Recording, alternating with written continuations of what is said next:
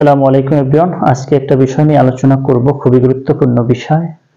তো আমার বিষয়টি হলো, এটা কিন্তু অনেক সময় আমরা অনেক মামলাতেই দেখে থাকি একটা ধারা, সেটা হচ্ছে 448 ধারাটি কিন্তু আমরা দেখে থাকি অনেক সময়, সেটা মারামারি মামলা হোক বা যে কোনো মামলা হোক, আমরা কিন্তু নথিতে দেখে থাকি। আসলে এই ধারাটি আসলে এখানে মূল কথাটি কি, আসলে এই ধারাটি কেন দেওয়া হয়, এটার উদ্দেশ্য কি?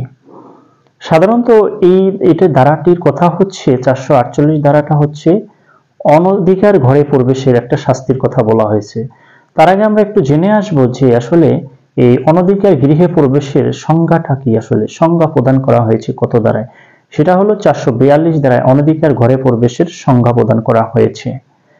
তো আপনারা যারা নতুন আছেন আমার চ্যানেলটি সাবস্ক্রাইব করে ফেলবেন। তো মূল আলোচনায় চলে যাচ্ছি। আমার আলোচনাটা হচ্ছে অনধিকার ঘরে প্রবেশের শাস্তি এবং অনধিকার ঘরে প্রবেশ কাকে বলে।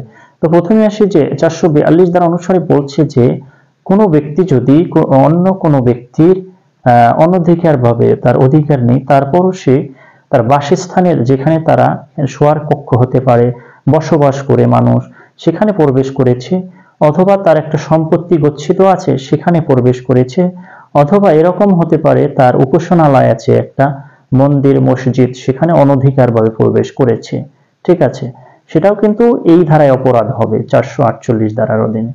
তো এরকম যদি কেউ কোনো ব্যক্তি যদি এই অনধিকার গৃহে ঘরে প্রবেশ করে ফেলে, তাহলে উক্ত ব্যক্তির কি শাস্তি হতে পারে সে সম্পর্কে এখন আলোচনা করব। সাধারণত আমাদের দণ্ডবিধি 1860 সালের 448 ধারা এ সম্পর্কে আলোচনা করা হয়েছে। এরকম যদি কোনো ব্যক্তি অন্য কোনো ব্যক্তির ঘরে